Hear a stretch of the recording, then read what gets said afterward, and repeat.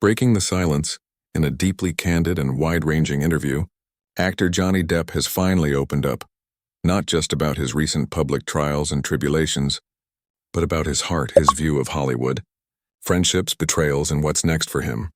For years, the focus has been on courtroom drama, tabloids, and reputational damage. Now, with an air of calm conviction, and no longer just defending himself, Depp is speaking on his own terms, and fans are listening. Here's a detailed account of what he said, how he said it, and what it all might mean. A man under the microscope, Depp, now 62, has endured intense scrutiny over the last decade, from his iconic breakout roles in films like Pirates of the Caribbean, The Curse of the Black Pearl, and his collaborations with Tim Burton, to the public legal battles with ex-wife Amber Heard. His professional and personal lives have been on display like never before. In this new interview, Depp reflects on how the industry treated him and how he treated himself during this period. On being canceled, one of the hardest things wasn't what people said about me, he told the interviewer. It was the silence when I thought someone would say something. Depp explained he felt as though he had been shunned, dumped, booted, deep-sixed, canceled, however you want to define it. Yahoo! He described what followed his legal and reputational challenges. Roles lost, friends backing away, studios distancing themselves. But he also found a deep clarity in that pain. He would not compromise the truth as he saw it. Look, it had gone far enough. I knew I'd have to semi-eviscerate myself. Everyone was saying, it'll go away, but I can't trust that. India Today. He explained that for him the issue wasn't just career survival, it was legacy, identity, and the message sent to his children. If he didn't speak out, the suggestions around him would become assumed truth. Hollywood's hidden casualties. Depp pulled no punches when describing the culture he perceives in Hollywood. A place of shimmering lights, but also of quietly brutal business decisions. He said, I was pre-Me Too. I was like a crash test dummy for Me Too, and I sponged it, took it all in. India Today +1. He argued that while movements matter, systems often exploit them. The confetti machine is going because what do they want? Dough, he said in one blistering metaphor. The Economic Times, he lamented that many around him celebrated publicly, but in private tacked differently. There are people, and I'm thinking of 3 who did me dirty. At my kids' parties, throwing them in the air. The Economic Times, the sense of betrayal runs deep, not only from rival studios or tabloid hysteria, but from friends and acquaintances who drifted away when things got real. From triumph to pain and back again, Depp's story has highs and lows. On one hand, his career has generated some of the most memorable characters in modern cinema.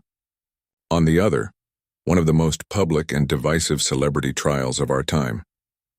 He referenced the massive defamation proceedings against Amber Heard, the shifting public opinion, and how he perceived his own role. What will go away? The fiction pawned around the fucking globe? No, it won't. If I don't try to represent the truth, it will be like I've actually committed the acts I am accused of, and my kids will have to live with it. India Today, he remarked that despite all the turmoil, he never felt fear, rather a determined resolve. The night before the Virginia trial, he recalled he wasn't nervous.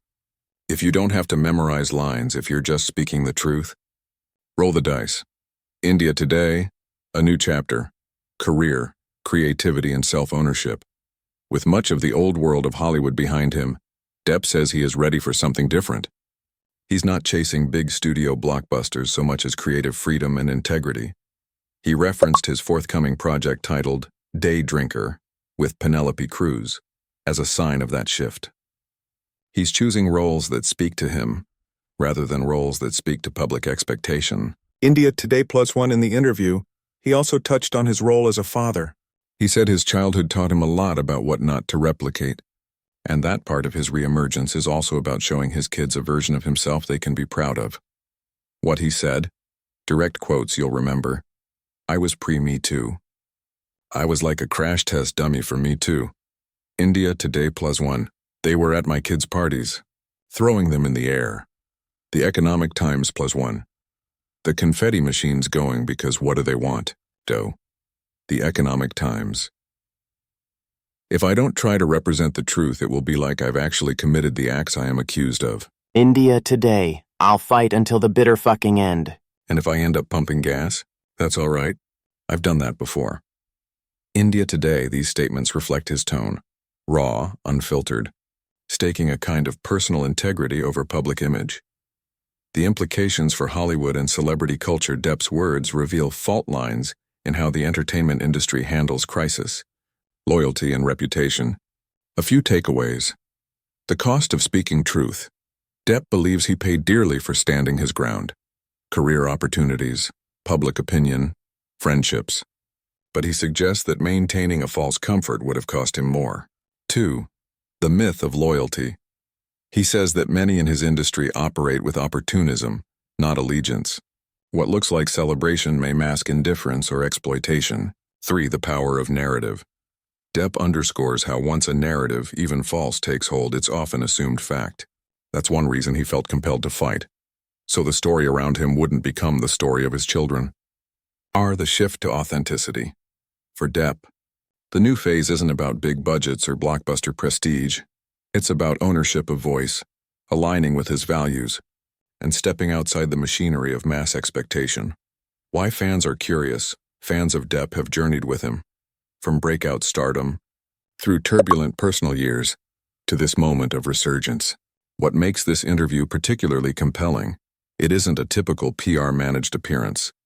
There's anger, frustration, but also calm acceptance. It touches on universal themes: betrayal, self-worth, resilience. So even beyond cinematic fandom, the sentiments resonate. It marks a potential shift. If Depp really intends a quieter, more deliberate path, fans will watch not just his on-screen choices, but how he redefines his public identity.